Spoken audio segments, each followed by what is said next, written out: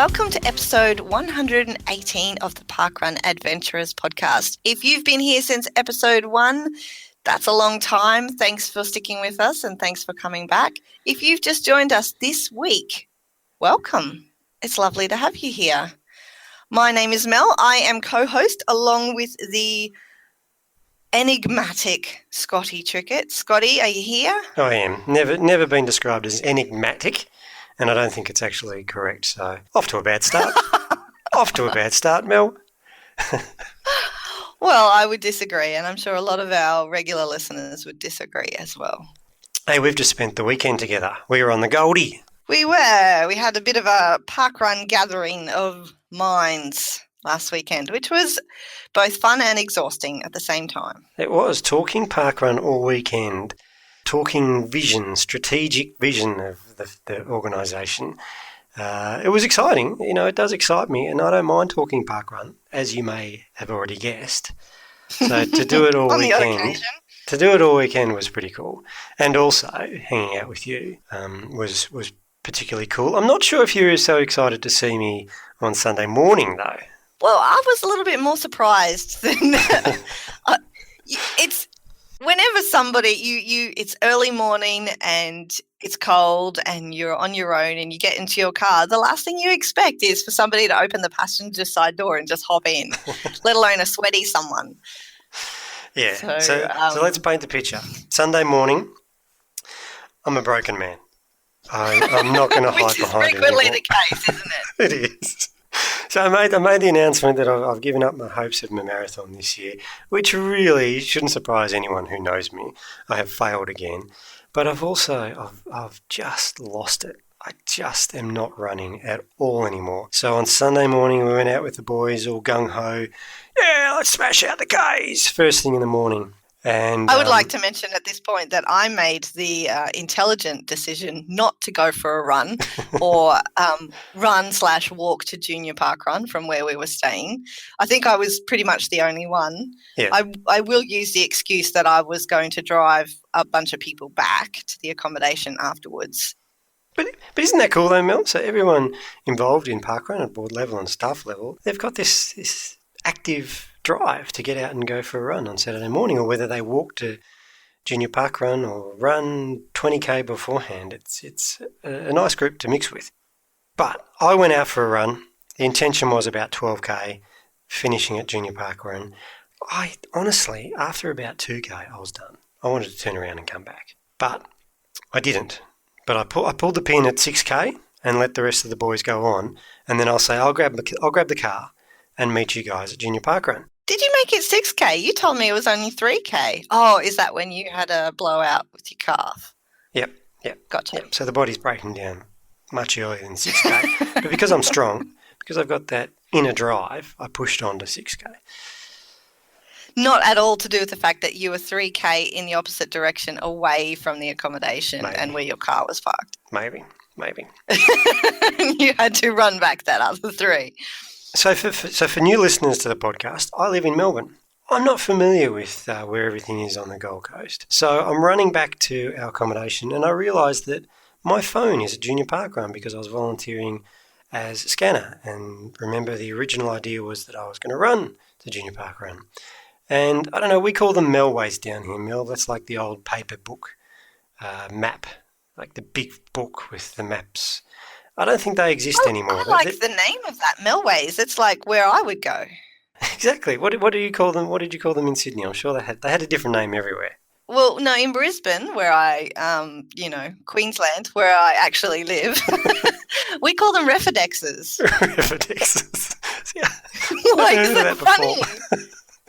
Because that's a long way from Melway. Yeah, I don't know. Refidex. I guess it's an amalgamation of reference and index or something. Yeah. Well, anyway, they don't make them anymore. So I was faced with the prospect of getting back to our accommodation and having no idea. Can I just ask, if they did make them, would you be carrying one of those heavy books around when you don't like carrying your phone when you go for a run? I thought they might be in the hire car or something like that. I'm sure that's what they used to do. The hire car that you had your keys for, I'm assuming. Yeah, yep. Yep, I knew I had the keys because they would have been in the accommodation. But anyway, so I started walking back because I was a broken man, and I thought it's okay, I've got plenty of time. But then I realised that shit, there's no. I need to get back to the accommodation before somebody leaves because I have no idea where I'm going once I get there. And luckily, so I dropped it. I was doing 4-minute Ks coming back because I knew that it was cutting it fine. And Mel, you're a sight, you're a vision. When I saw you in the distance, I thought, thank when you're you. a broken man, you are my saviour. No phone. Because not only that, I would have let all the juniors down at Junior Parkrun when they couldn't get their barcode scanned because I was lost running around trying to find Southport juniors. And because so then I carjacked you. I just jumped in the car. Yeah, I didn't even see you. Like the door literally just opened and there you were getting in my car and I had no idea that you were approaching the vehicle or anything. You might have wanted to yell out, hey, or something as you saw me get in the other side, but no. It was a surprise. I thought I'd surprise You're lucky you. I live in a very safe state and I wasn't flighty about it. Well, surprised you were very calm. It was good.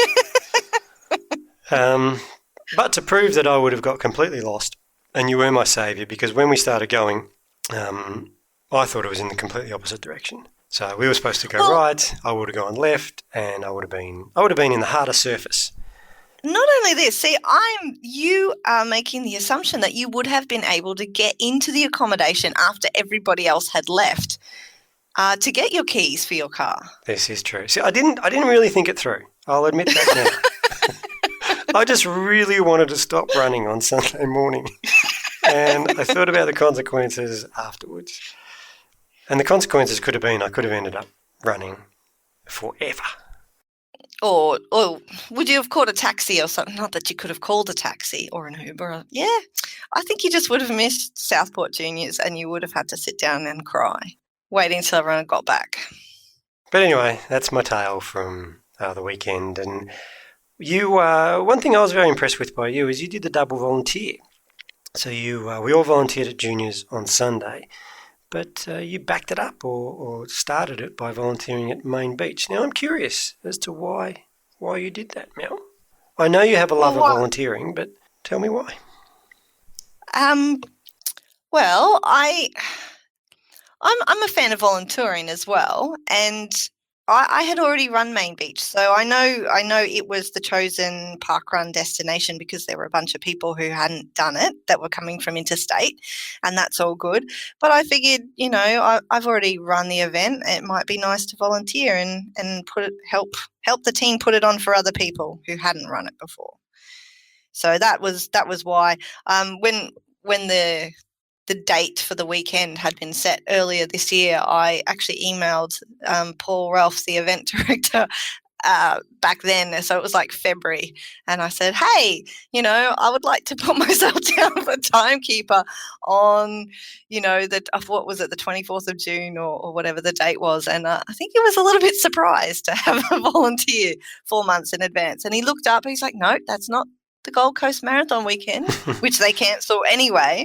So I think he was a little bit surprised to receive such an early volunteer, but always happy to have people come and volunteer from other places. And, I got to use, this was the first time officially that I got to use the app. No, that's not 100% true because I've used it at launches of events in my former territory. But this is the first time at a completely, autonomous event that I haven't been involved in from a development perspective and things like that. And I just got the normal volunteer reminder on earlier in the week saying, hey, if you're a timekeeper or a barcode scanner, please download the app because, we like to use the app at this event. I was so excited that I got to timekeep with the app. I've previously used the barcode scanner when I've been volunteering, but I've never got to timekeep with it. So that was very cool and super easy. And I got to airdrop it to Paul's phone afterwards. So even the other times I've volunteered, I've just emailed the files, but we airdropped it to his phone which is so much easier even than emailing. You just stand next to somebody and then all of a sudden they've got the file, and he processes all the results. He's got his own personal goal every week. They go to the pavilion for breakfast after parkrun, and he orders a coffee, and his goal is to get the results done before the coffee is ready for him every week. And it's so simple that it just happens.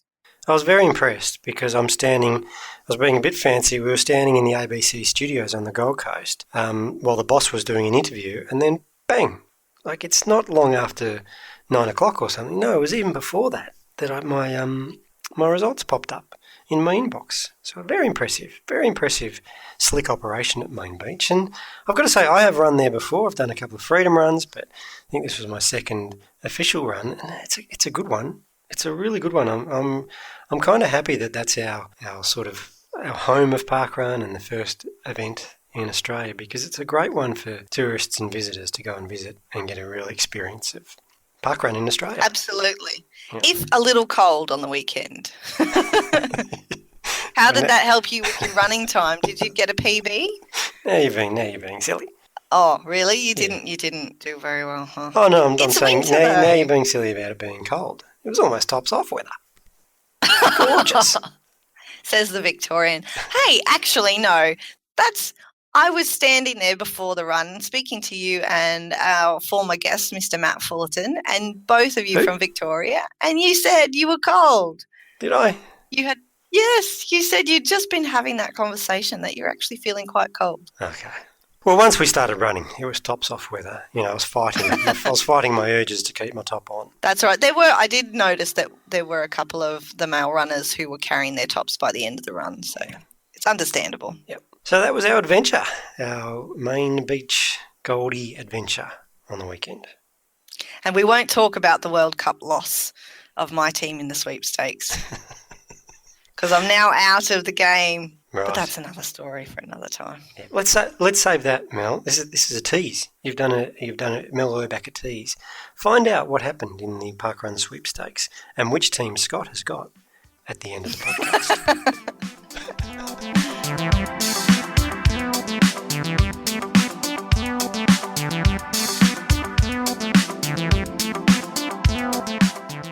The last time we attempted to get this guest on, he was a snotty, blubbering mess, and we had to organise for the Parkrun Adventurers intern to read his contribution. He lives in Western Australia.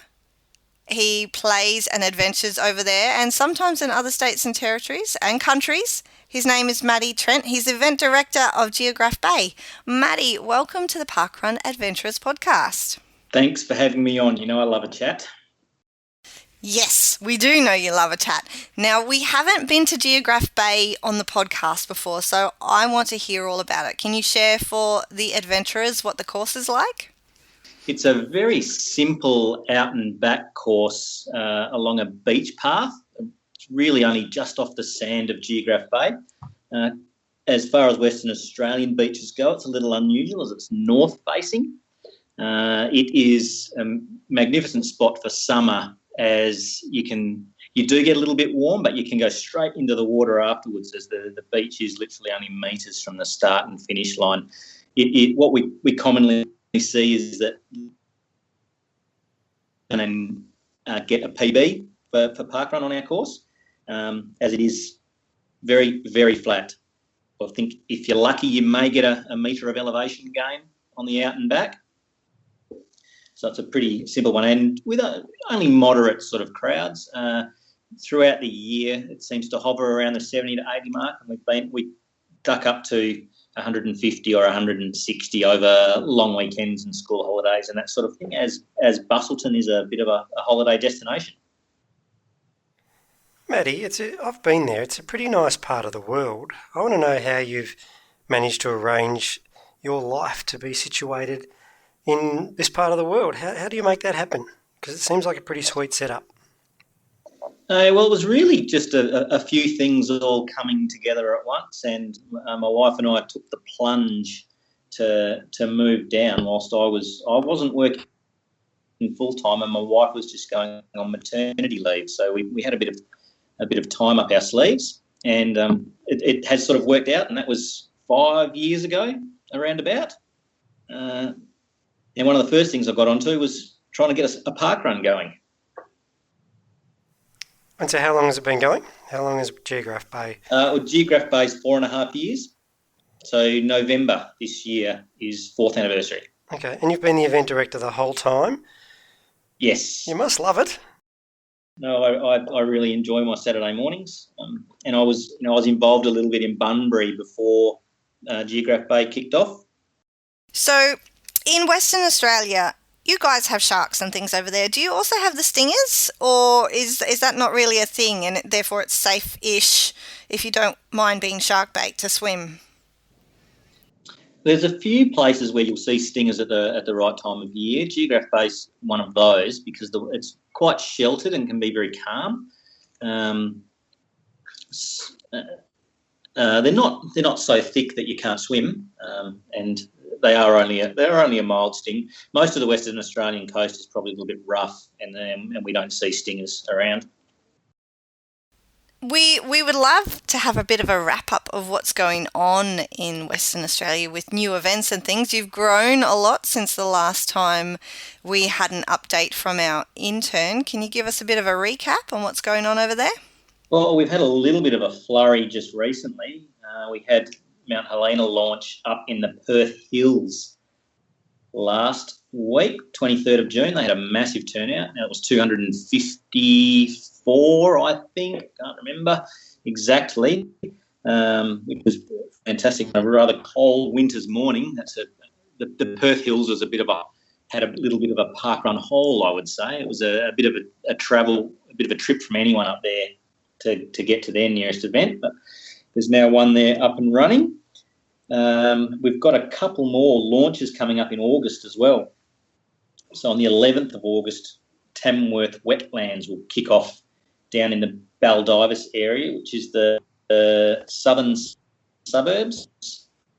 And the following week, and this one is a cracker of a name, called Shipwreck Parkrun, and that is in the southeastern suburbs of Perth, sort of on the city fringe almost. Now, Matty, last time we aimed to get you on the pod, you were going to come in and do a very similar thing. You were going to give us a wrap-up of what's happening in WA, but you couldn't make it, and we had to call in the intern. Now, the intern hasn't been seen since, and I just wanted to see if the rumours are true.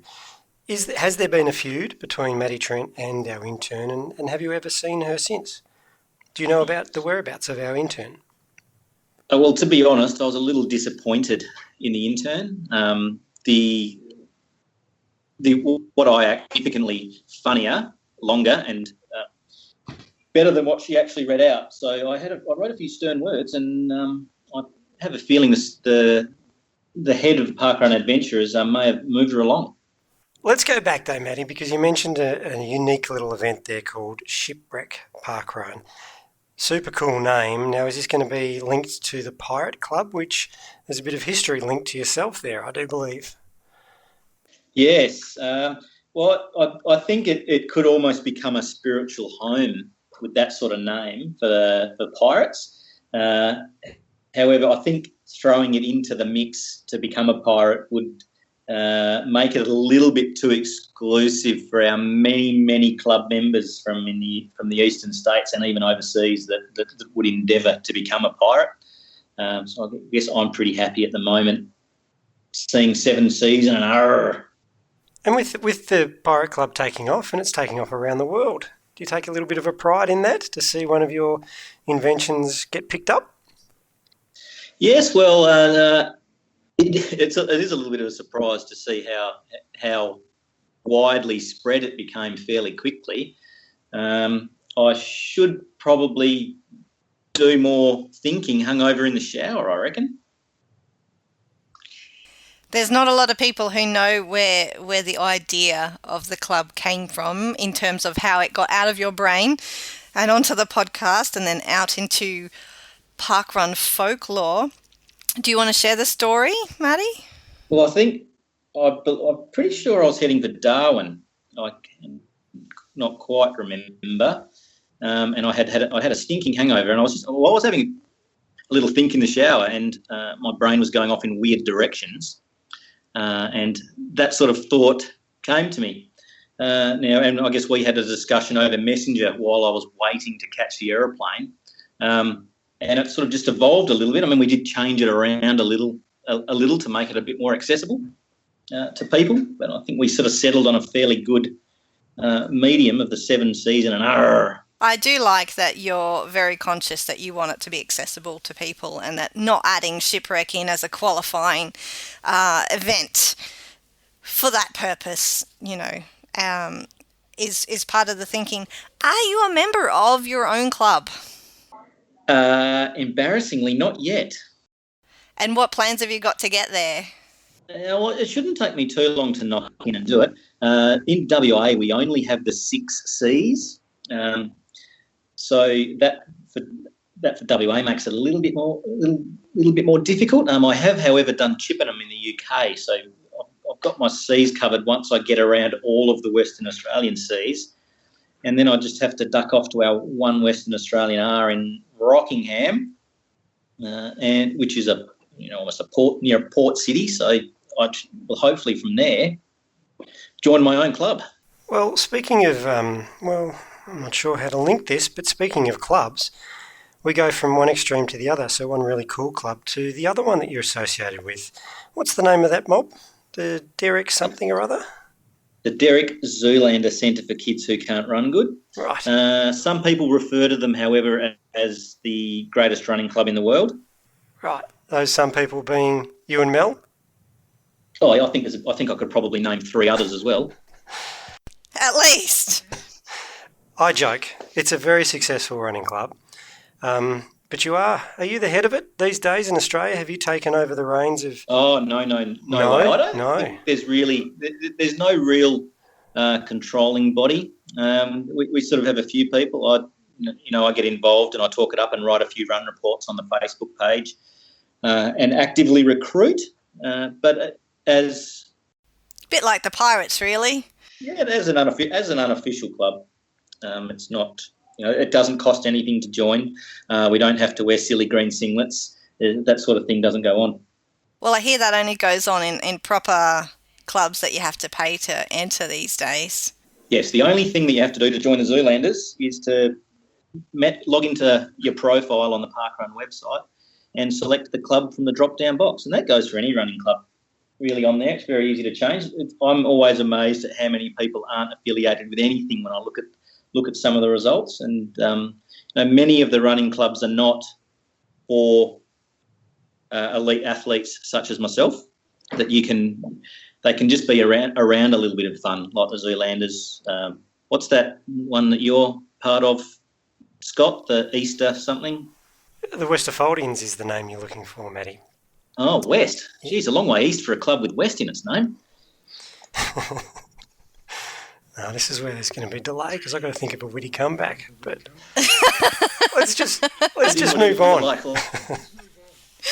I'll give you a free hit here before Mel jumps in. But in all seriousness, there must be a sense of community, even though you are spread all around Australia. There is still that checking in after parkrun on Saturday and during the week and sharing your accomplishments, if any of you guys do accomplish anything.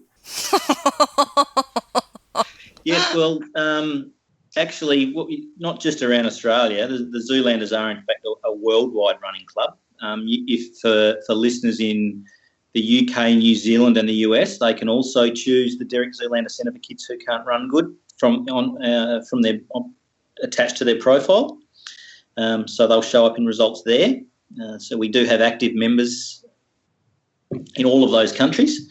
But yes, there's always pictures of people holding up their hands for our little Z sign, strutting their stuff out on the parkrun catwalks around the world every week. We've talked about this briefly on the pod before, especially in the olden days when we used to have Club Corner a little bit more regularly.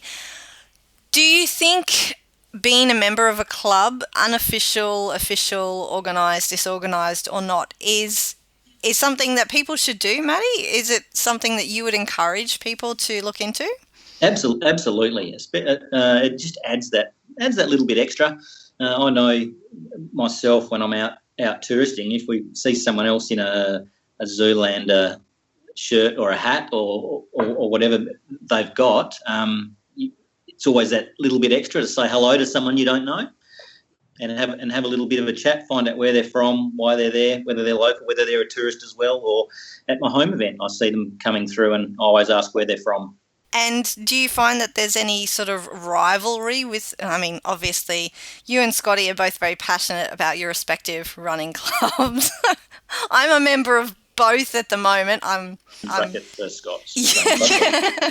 I'm about to get kicked out of one of those two clubs for not being a paid member. You gentlemen have actually run at the same event at least on one occasion before. I know, Matty, you're heading to Melbourne for the running festival later in the year. Are there any plans for there to be a walk-off between the Zoolanders and the Westerfoldians? Oh, I hadn't really thought about that. It could get messy. And I am planning on running a marathon that weekend, and I don't want to have too many battle scars. Sounds like he's backing down, Mel. That's all I'm hearing. Like Donkey Kong. I'm hearing someone running away scared. Got himself Okay, here we go. This is a call out to all Zoolander members. The weekend of the Melbourne Marathon, which is the middle of October, we'll be lining up out the front of Scott's house to give him a little bit of a welcome to the club. Matty said, one thing you're overlooking there is that I live miles away. No one would bother taking the time to show up outside my house. But we could have a showdown at our spiritual home. Which is? Oh, as at your club's spiritual home, you mean? Yeah, but if you want something neutral, we can go to Studley. I'm open to ideas. But hey, it's a couple of months away. You think about that. You try and think up excuses how to avoid that. There is so much testosterone on this podcast right at the moment. Just wanted for the record, he started it. So you're coming to Melbourne. Suddenly we've gone from testosterone to toddler. Yeah, so you're coming to Melbourne. Are you going to run the marathon? Are you going to be more of a man than me and actually front up and run a marathon this year? Yes, that is the plan. I'm still trying to talk my knees into cooperating, but I have paid up, so that's the first bit done. That's one of the most important bits. Maybe your knees could have a chat to Scotty's calves. Yes, do a swap. No, it's very admirable for you to go down that path and, not silly at all to pay in advance before you can know for sure whether you're going to run. But would this be the first marathon you're going to attempt? No, I've done 2 road marathons before, both being the Perth Marathon. And so I was kind of looking for something that was a little bit bigger crowd, and I think for an Australian event, that one finishing in the MCG as a cricket and AFL tragic, to me that seems like an absolutely magnificent spot for a finish line. I was looking for something to do, and that one popped up. I reckon it'd probably be a pretty cool spot for a parkrun too. Maybe we should get that happening in the future. But of course, that's got nothing to do with you, Matty, because you're in the West. And Scotty's obviously not going to jump in about that. It's a pretty cool sounding name, though, wouldn't it? Parkrun at the MCG. It is. Jeez, I wonder if we can make that happen. You've done parkruns in a lot of the other states and territories now, Matty. Are you a member of the Peel Club yet? No, I have got 2 to go. So the ACT and Tasmania are both on my hit list. We've had you and I have had a couple of chats over the time about Tasmania. I've got 2 of my compass points knocked off as well, and I seem to just want to wait. Tasmania is a long way away, and those little rat bags down there keep moving the compass point. So they do. I don't want to go there and then have to go back again a fortnight later. Well, I'm pretty sure we're locked in for the most southerly point that's going to stay for a while now. That one's launching in July next month. A little bit cold to head down that way, in my personal opinion. However, I understand that there are whisperings about the western point moving again soon. So it might not have to be too long before I skip down to Tassie myself, because otherwise I'm going to lose the whole compass. Yeah, so Margaret River obviously is currently that western point. I think we're a little way off at going any further west at this stage, but we have had some inquiries. Matty, you get around a bit. Have you got a top 3 for us? You can't include your own, and yeah. Oh man, I knew that was coming. It's a tough one. Well, I have done 126 park runs. I've only been to 26 different events. There's some fantastic ones there. Mount Clarence really has a view that is amazing as you're running up and around the side of the hill from Ellen Cove, and with a finish line on the beach as well is pretty special. Margaret River, it's a really, really nice little course on trail along the Margaret River, and a finish line that is right at a cafe where the barcode scanner actually gets to sit at a table, which is a pretty awesome spot. And geez, number 3, making it hard for me. I know there's so many. We did Nightcliff recently. That was in a pretty good spot, although they probably lose a point because I didn't see any crocodiles. I was really expecting to see crocodiles there. Mainland's Peninsula probably. That's for an inner city parkrun in Perth, is in a very nice quiet little spot right along the Swan River. So yeah, I think I might lob them into number 3. Matty, you are embarking on a personal adventure soon with a new job starting. How is that going to impact your park running and your parkrun adventures? Well, I guess unfortunately, once we get that underway, I have to hand over as being event director because it'll be a couple of hours away. I'm moving to a smaller town in the Great Southern, and it'll also mean changing my home run, which will, at this stage, most likely be Manjimup, which is a great little event that does a couple of laps around a massive tree called we call him the King. He's King Jarrah. And it pretty much will make every parkrun an adventure, as it's going to be 50 minutes or an hour to get to either Manjimup or Mount Clarence. Any plans to start one a little bit closer to home? Unfortunately, it's a very small town and the population probably wouldn't survive it. And having started a couple of parkruns, I know I've been involved in the starting of a number of parkruns now over time. It can be a little bit onerous when you first get going to be there and volunteering for the first little bit. And I think just the way that my life works out at the moment, I am away travelling reasonably often, and that would complicate that as well. So, Matty, I'm curious now. So, as a parkrun tragic that you are, you're going to be moving away from all these parkruns. Is that going to affect your parkrun experience and your involvement with parkrun? It'll mean I don't get to go as often as I have been, just because of that travel factor. But I am not sure that it will stop me from being an addict. Well, that's comforting to know. Despite what I've said about you on the podcast, I think you've been a fantastic asset to the Western parkrun in general. So it'd be great if you could stick around. And, how small is small? How small is too small? That's my question.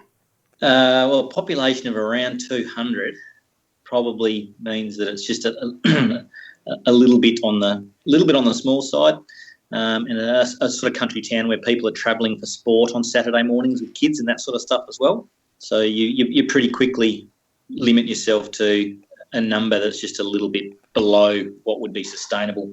Well, what's sustainable when you can hang tokens in trees and get people to scan themselves in? How many volunteers do you really need at an event? Well, a long time ago, we actually got away with one at Geographe Bay in the middle of a rather heavy rainstorm. We had the run director sitting in the front seat of the car. We only had 8 participants, so that she managed to write down names as they crossed the line to keep them in order rather than hand out a token. I love those sorts of stories. I think it happens more than we know as well, those little events. Before we let you go, Matty, I do want to know, if money were no object, time was no object, where would you parkrun? Oh boy. Is that just a one parkrun thing, or is it a 1,000-week-long Saturday expedition Saturdays all in a row? If we let you have a 1,000-week-long thing, then we might be here for a very long time. And this podcast, I don't know if we've got enough space on our computers to record that long. So let's restrict it just a little bit, and you get to choose one. Well, that would have to be an event I haven't done before, and a new country.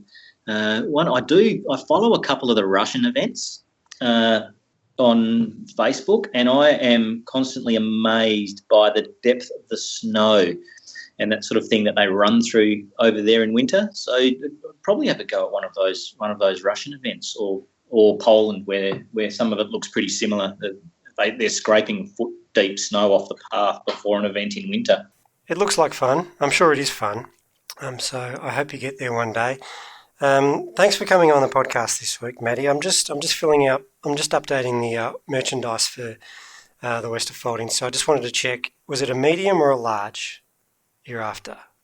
A large. I do have a big car to wash. Good. I'll make sure I'll get that in there, the premium model. So thanks very much for joining us on the podcast this week, and I'll see you in Melbourne in a couple of months' time. All right. Thanks very much for having me, guys.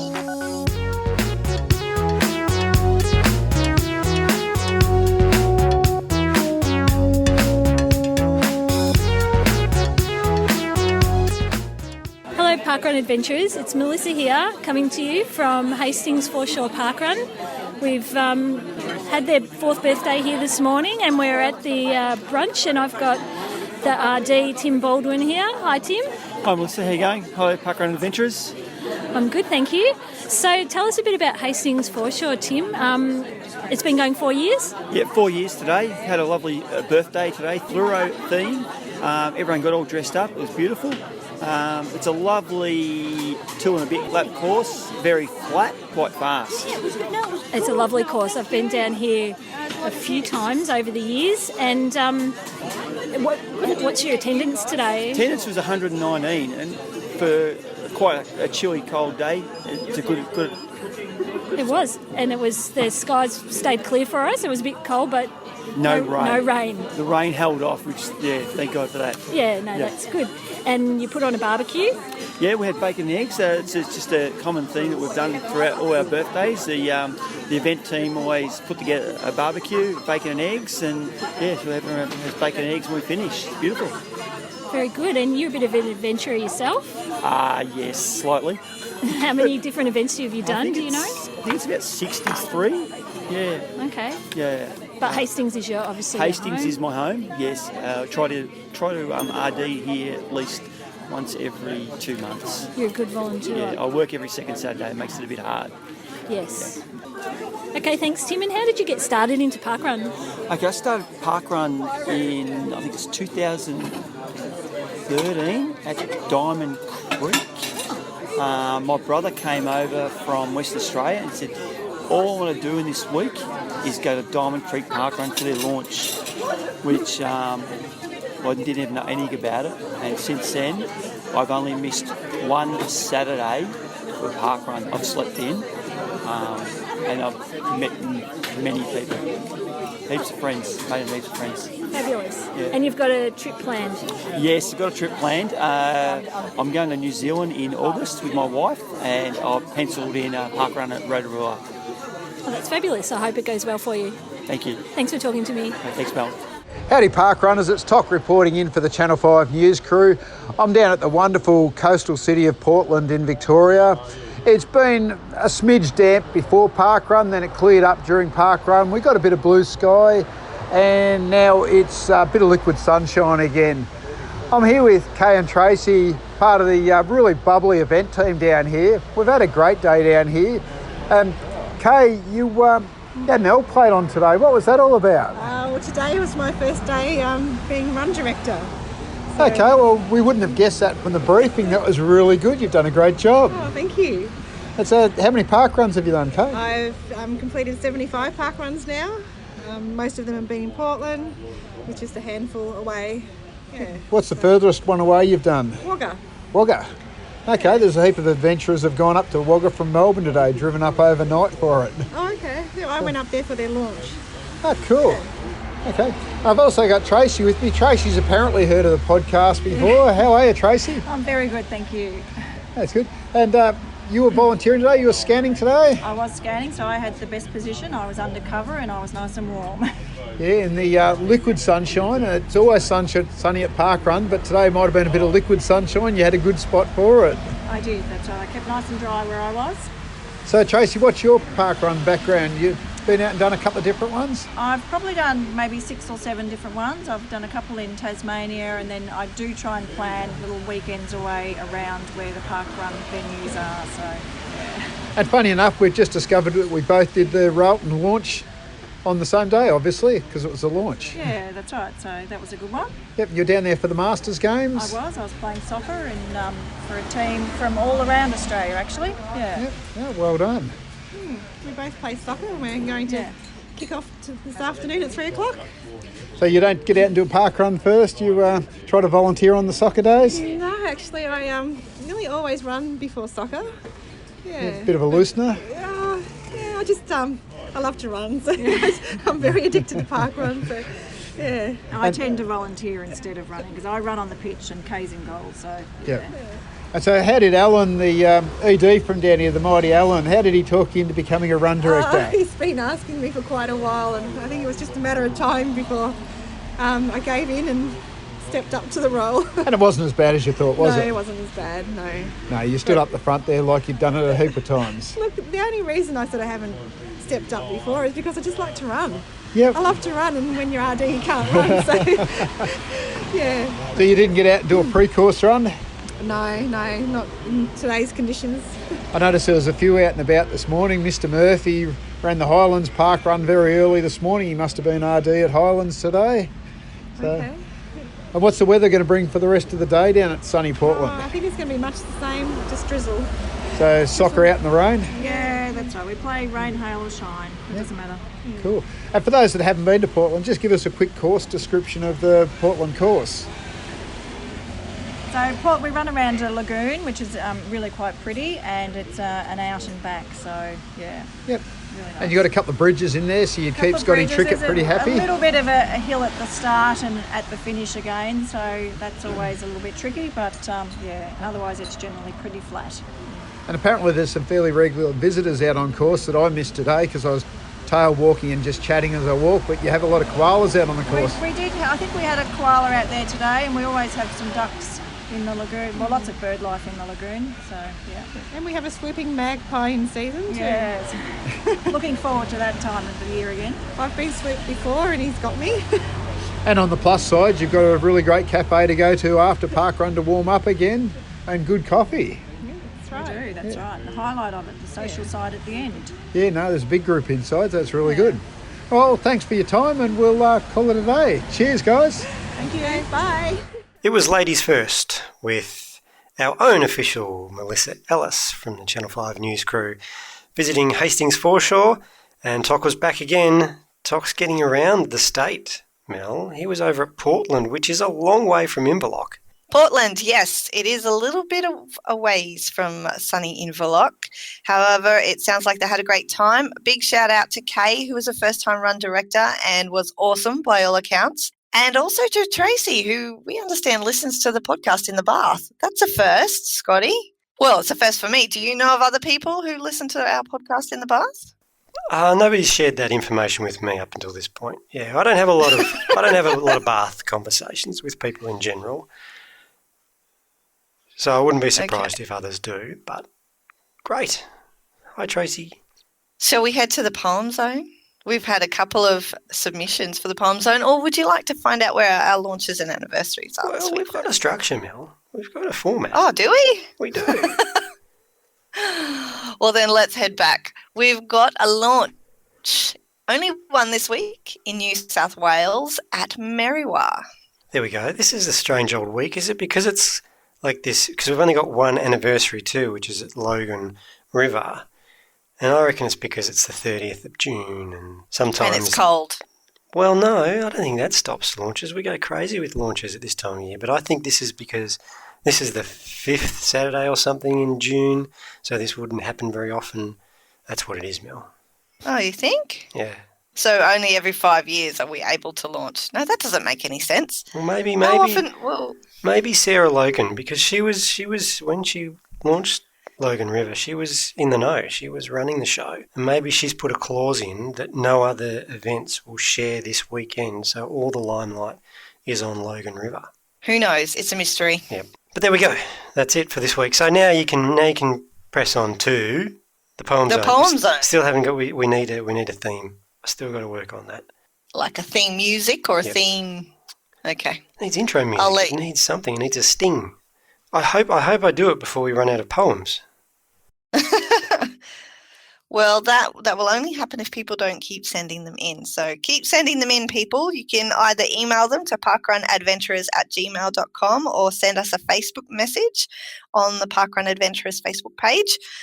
Not as likely to see it if you hashtag us on Instagram or Twitter, unless you hashtag Poem Zone. I'll start doing a search for people hashtagging Poem Zone as well. Okay, but last week I asked, let's move away from the haikus and let's get back to some other forms of poetry. And our number one fan has delivered. Do you want to go first, Mel? She's given us 2. She has given us 2. So the first one is a take on the classic Roses Are Red type poem. However, it goes, a 50 shirt is red, 500 is blue. The fun in between is all up to you. That's a good I like one. it. Yeah, they're good poems. Yeah. These are the ones I can understand. That haiku is a bit too high level for me. You like rhymes, don't you, Scotty? I do. I want everything to rhyme. Rhymes make sense. Yeah, I'll start singing soon. But let me have a go at this one. There once was a girl from Kawana who sometimes slept through her alarma. She'd wake with a fright and no time to take flight. So Paul Wes must now sleep in the cara.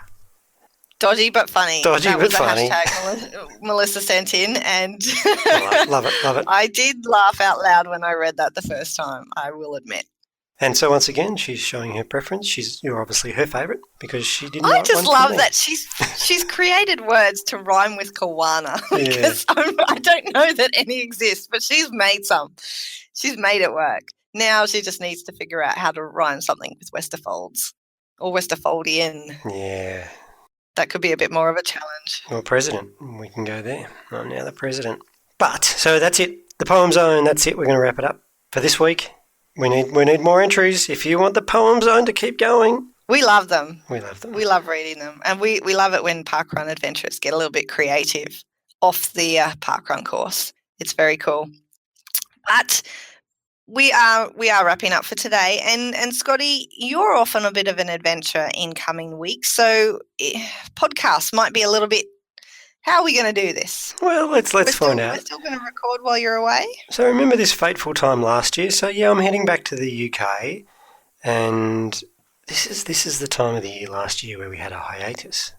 We did. It actually fell at a relatively good time because I just had a little person as well. Yep. So we only took 1 week off. No, there's a few more than that, Mel. No. It was. I'm You've sure it was forgotten. only 1 week. No, we took a couple. But here's my commitment. Here's my commitment to you and the podcast. 1 podcast a week throughout the next few weeks when I'm overseas. I think it's due. I think we need to pay back our listeners for last year. Well, not to mention the fact that it would look a little bit soft on your behalf if I can record while I'm in America and you can't record while you're in the UK. Just quietly. Well, I never thought of it like that, but you're right. You're right. The only difference, realistically, is that I was on a holiday and you will be working. So you actually have commitments. Yeah, but look, it's a long flight. And I think last year, I edited the podcast on the plane flying over there last year, so I can do it again this year. Excellent. Yep. So that's all fun and games. Looking forward to it. It's going to be good fun. Yeah. I can't wait to hear about which events you choose to do this time you're away. I'm assuming you'll be doing different ones. Try to get up on me on the most events list worldwide. Yes. Plans are afoot. And let me tell you, Mel, work's hard. I've got to go overseas to work. Poor me. But I must admit I'm looking forward to the parkruns that I'm going to get to go to. But poor you. Yeah. Now, let's get back to the teas. So we've finished the podcast. The teas, the World Cup. You've actually got World Cup fever, which I'm very impressed with. Have you got a grasp on how the tournament works yet? When you say grasp, I'm assuming it's got something to do with that little diagram that has all the coloured dots about how many goals people need to score according to who they play with and things like that to get through to next round. I think there are 3 rounds. I'm pretty sure you've made it through to the final, and I'm not sure how that works because you don't have to play the second round. Is that how that works? No, well, maybe you haven't been paying as much attention as I thought. Obviously, I don't have a grasp. So we're talking about, so we had a work sweep, and I was lucky enough to jag Croatia, which at the time I was thinking, Croatia? But and who did I get? I got Costa Rica. Costa Rica. Now, I must admit I'm not an expert in the world of soccer, as we call it, but I had a feeling that Costa Rica weren't the world power that maybe you had hoped they were. And my predictions proved true because they're out. They haven't made it through. They only just got out, though, in their third game. They got to play 3 games before they got out. And don't say that thing where everyone gets to play 3 games. It doesn't matter. They participated, okay? It doesn't matter if they're a final finisher. They got through. But I've got Croatia, so Hrvatska. And see, here's the thing now. I have the beauty of this is I get the opportunity to swear my allegiance to somebody else who could potentially win. I'm a free agent and I get to pick and choose from whoever's still in there. Well, and jump on Croatia with me. I choose. Well, why would I want to do that? Wouldn't I want to back a winner? Hey, they haven't lost. That's my point. They are the winners. They haven't lost yet. I think. So far. I don't know if any other teams haven't lost yet, but they haven't lost yet. But on another side, so I did get a little bit of World Cup fever. And remember, my beautiful wife is Polish, and we live in Australia. And so we kind of have an allegiance to Australia. So we watched all the games, and the Polish games weren't on at friendly times. Like, I wake up at 4 o'clock in the morning and Yvonne's got the TV on and she's shouting at the TV. So she was very passionate. But unfortunately, Poland were useless. They lost their games.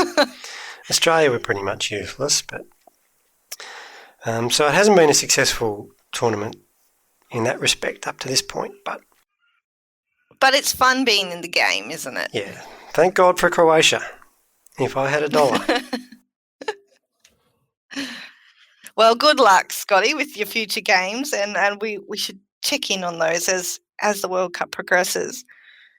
Good World Cup chat, Mel. Thanks, Scotty. I feel like I contributed a little bit more to this chat than I have been able to for the NFL in the past, so that's nice for a change. Yep. And just wrap it up. I'm having a quiet one this week, I think. I'm just going to maybe just toddle off somewhere local. Have you got any exciting plans for this parkrun weekend? Or should we set it up as another tease? Why am I picking up like a tone in your voice like you are luring me into a false sense of security about where you're going? I feel like you've got a sneaky adventure planned. No, definitely haven't. But it might change depending on your answer to my question. If I manage to get out of bed, if the teething ceases before the weekend and I don't have a rough night on Friday night, the plan is to go home because I haven't been home for a very long time and it's always nice to be home. Good. I'm relieved. You enjoy your time at Kawana. Make sure you set that alarmer and we'll speak to you next week for a real highlight of our podcast journey so far. Talk to you then, Scotty.